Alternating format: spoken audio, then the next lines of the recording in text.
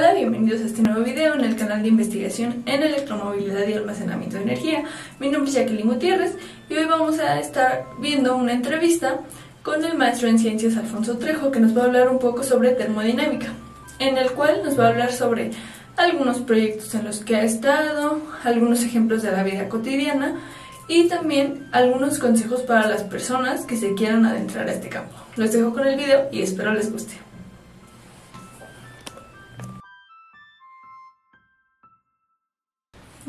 Bienvenidos a esta entrevista. Hoy estoy con el maestro en ciencias Alfonso Trejo. Bienvenido. Y bueno, la primera pregunta de la entrevista sería: ¿puede contarnos un poco sobre su trayectoria profesional y cómo se interesó en el campo de la energía térmica? Hola, buenos días. Les agradezco la invitación. Primero que nada, pues un poco de mi trayectoria pues viene siendo desde que la parte de estudiante, en la parte de la vocacional del CECIT 2, donde empecé a trabajar toda esa parte del área automotriz, donde pues se ve reflejado toda la parte de la energética en los vehículos. Me apasiona bastante los vehículos, entonces el estudiarlo y todo eso, pues me interesé en el saber por qué esa parte del enfriamiento, de cómo se genera, el calor que genera el motor, cómo se transfiere esa energía, cómo es posible ese proceso. De ahí pues seguí mis estudios en la parte de ingeniería en sistemas automotrices, igual egresado de Siemens Zacatenco, y también esa parte, ¿no?, importante de seguir, pues ya abarcó más la parte de la energética, la mecánica, de que ya se iban complementando. Ya vi las materias de termodinámica, dinámica de fluidos, oleoneumática, toda esa parte, pero lo que más me apasionaba era la termodinámica. O sea, era muy interesante desde la parte, desde los electrodomésticos, lo que vemos en casa, pues ahí se trabaja la termodinámica, y pues llevado al área automotriz sobre todo. Después en mi egresado también de maestro en ciencias en ingeniería mecánica, pues seguí, ¿no?, la parte mecánica, pues me gustó bastante seguir por ese camino de la energética. Entonces ya lo veía más allá, entonces la parte mecánica pues me apasionó, y llevarlo a la energética. Y ahora pues ya próximamente con mi doctorado en ciencias igual en ingeniería mecánica, pues sigo en esa parte de la mecánica, y ahorita ya llevo tiempo dando clases en el área de energética, autotrónica, pero sin embargo pues me sigue apasionando por el área automotriz. Ok, muchas gracias por su respuesta. ¿Qué aplicaciones prácticas tiene la energía térmica en la vida cotidiana?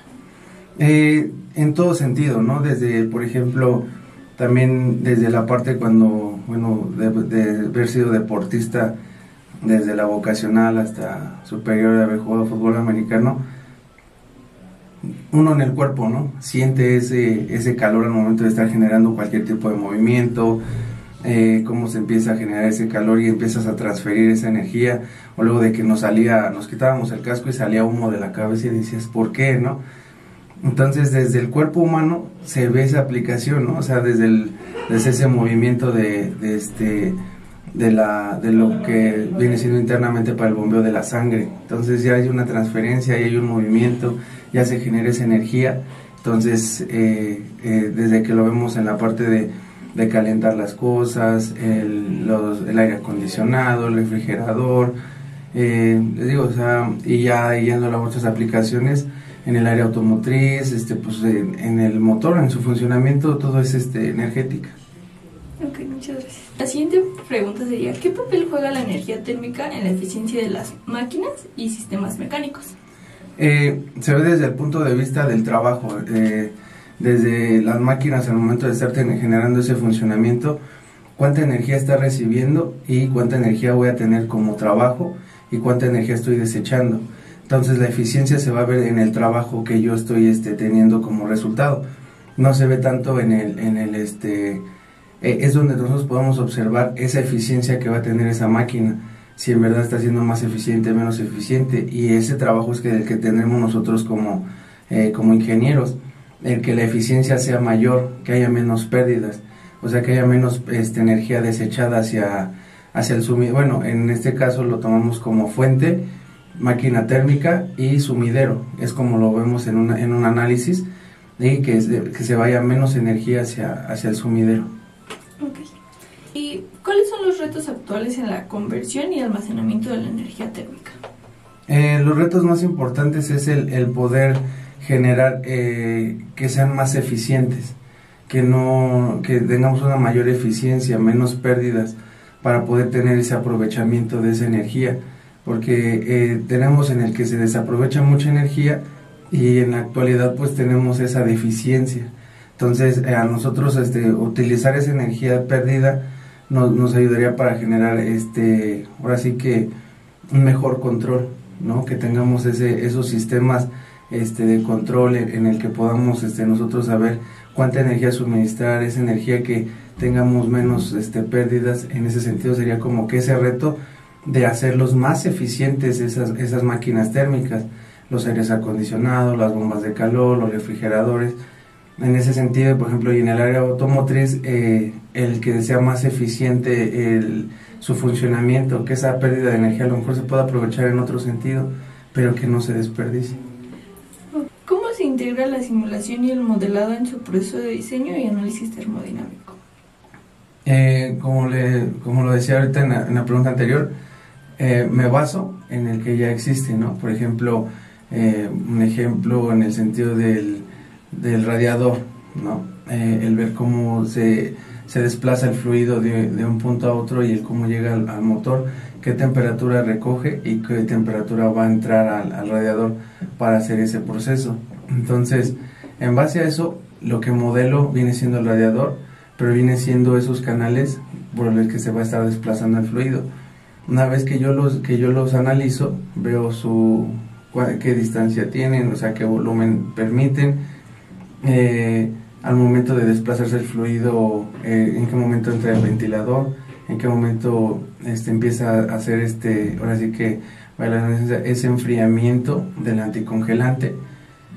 En base a eso ya me baso en el decir si esa estructura es la mejor. Si no es esa buena la estructura, la puedo optimizar. ¿En qué sentido? Puedo cambiar la estructura, que viene siendo de diferente, a lo mejor que sea de fluido horizontal o fluido vertical.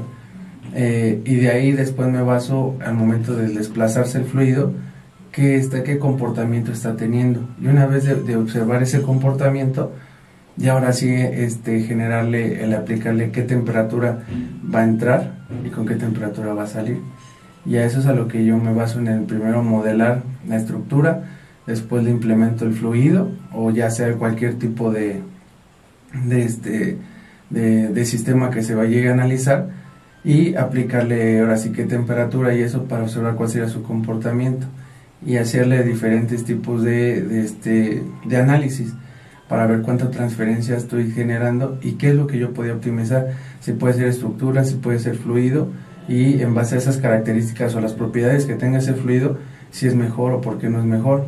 Un ejemplo, ¿por qué no le pongo agua en lugar de anticongelante? Porque el agua se evapora.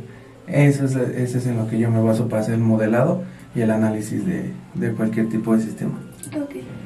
¿Qué tendencias emergentes anticipan el campo de la energía térmica en la próxima década?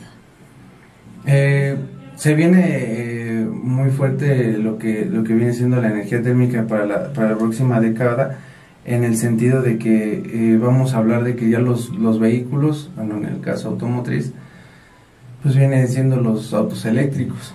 Tiene mucho que ver. Desde la generación de la energía, ya estamos hablando de la energética. Desde el trabajo que está generando el vehículo eléctrico, cómo lo genera y el para qué. Los electrodomésticos, cómo va a ser su funcionamiento, ¿no? De que ahora ya no tienen congelador, otros sí tienen congelador, hablando del refri. Lo que vienen siendo los aires acondicionados, ese tipo de, por ejemplo, pues también en los cambios climáticos, pues también afecta en ese sentido la energética. ¿En qué más? Podría ser hasta desde la estufa, ¿no? Desde cómo calienta las cosas, Entonces la próxima década viene muy revolucionada, pero en el que la energética va a tener mayor auge. ¿Por qué? Porque lo vamos a utilizar por esos cambios tecnológicos desde que utilizamos la computadora, desde que utilizamos el teléfono. Si nos damos cuenta, todo el tiempo estamos en el teléfono, en la computadora, que ya son las tablets, que ya no hay cuadernos, ya todos quieren ser tablet. Ahí hay energética, en el cuaderno, en la tablet, en la compu, todo lo vemos, ¿no? ¿Y en qué sentido vamos a ver? Porque vamos a ver también afectaciones de que esa transferencia de energía luego no es buena para el ser humano, porque no está acostumbrado a tantos cambios de esa energía. ¿Por qué? Afecta la vista, afecta las manos. ¿Por qué? Porque tenemos una transferencia de calor. Entonces sí va a ser muy, muy impactante. ¿Cuáles diría usted que son las mejores prácticas para optimizar el rendimiento de sistemas que utilizan energía térmica? Las mejores prácticas serían el aprovechamiento de la pérdida, porque tenemos en que las máquinas tienen mucha pérdida de energía y esa no es aprovechada. Entonces yo creo que sería el reutilizar esa energía perdida para otro tipo de trabajo o de almacenamiento para ser reutilizable y no sea desperdiciada. ¿Cómo influyen las regulaciones gubernamentales en los proyectos de energía térmica? Influyen en qué sentido, pues ahora sí que el apoyo, ¿no? Como le comento, pues, sí a veces salen caros los proyectos que se lleguen a generar, pero pues gracias ahorita a lo que es lo tecnológico, como viene siendo el análisis numérico, te permiten que sea una mayor, que sea más fiable para la persona que vaya a invertir o que vaya a apoyar ese proyecto, porque ya le estás dando un comportamiento cercano a la realidad y no solamente lo dices voy a practicar y si ya no funciona pues ya se perdió todo. La siguiente pregunta es, ¿qué conexión ve entre la energía térmica y otras formas de energía como la energía eléctrica? En todo sentido, ahora sí que la energía térmica como se lo había comentado se ocupa en todo momento y la relación que tiene con la energía eléctrica pues es en todo, ¿no? Desde el que se utiliza cualquier tipo de fuente, como le comento en ese sentido de esos diagramas que utilizamos, la fuente sería a lo mejor, puede ser un río, un mar, cualquier tipo que puedas tener ese suministro de agua, pasarlo a través de unos canales que calientan esa agua, volviéndola a vapor. Al generar ese vapor lo pasan a través de una caldera. Al generar esa caldera genera mayor presión en ese gas. Ese gas se transfiere directamente a unas hélices que le dan movimiento y es un movimiento mecánico. Al generar ese movimiento mecánico hay un transformador y ese transformador, esa energía mecánica la va a transformar en energía eléctrica. Entonces tiene esa relación y tiene esa relación con todos los otros tipos de transferencias de energía. Viene a ser eléctrica, mecánica, en este caso es energética, pero todo tiene que ver porque en todo momento es un proceso y todos los procesos tienen que hablar tanto como lo que dice la primera ley, ¿no? Solamente hablamos de el principio de conservación de la energía, ¿no? Cuánta cantidad estoy ganando, cuánta cantidad estoy perdiendo, lo utilizan en las dietas, lo utilizan en todo. Imagínense a qué grado llegamos de que se utilizan las dietas, la energética, ¿no? Porque estamos hablando del principio de conservación, de que cuántas calorías consumo, cuántas calorías voy a quemar y cuántas calorías se quedan, ¿no? Y es cuando empieza el aumento de peso o baja de peso. Entonces me voy a algo tan básico que lo ocupan, ¿no? En ese sentido. Y es por eso de que digo que en la segunda ley pues hablamos tanto de cantidad y calidad y es a lo que yo me baso. ¿Cuánta calidad voy a tener de esa energía? ¿Cómo evalúa la eficiencia de un sistema térmico en términos de consumo de energía?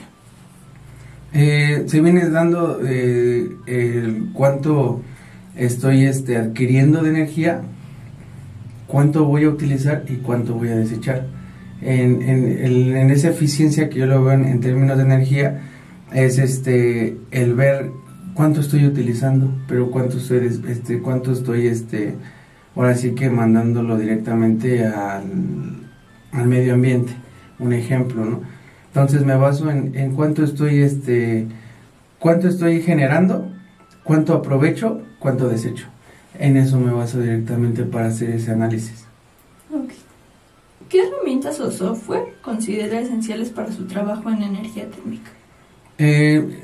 Yo los softwares que trabajo, por ejemplo, como les comento, el de análisis numérico, un software que es muy que utilizo viene siendo ANSYS Workbench, que me permite hacer análisis termodinámicos, en el que puedo analizar fluidos, temperatura.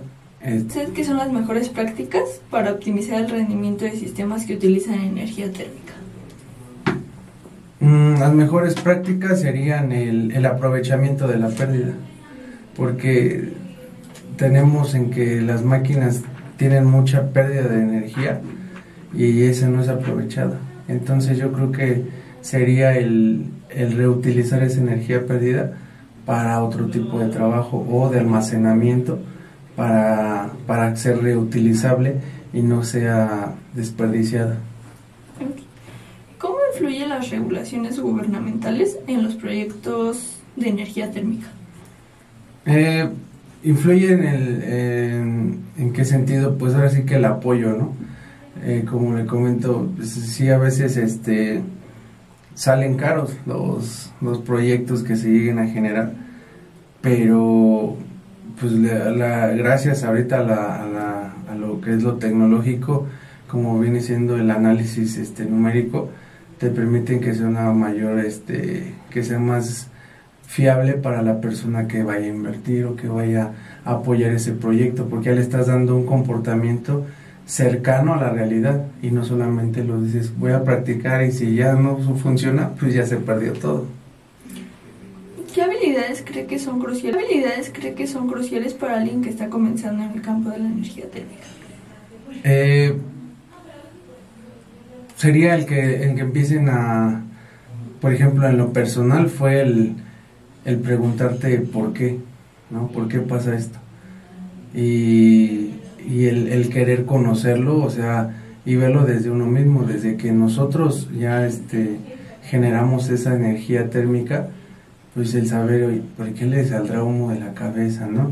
O el por qué tengo calor, o el por qué tengo que taparme si hace frío, por qué tengo que destaparme si hace calor, porque hasta en la ropa tiene que ver ese equilibrio térmico. Nosotros autorregulamos nuestro cuerpo, ¿en base a qué? A la vestimenta. Entonces, desde el consumo también, calorífico y todo eso.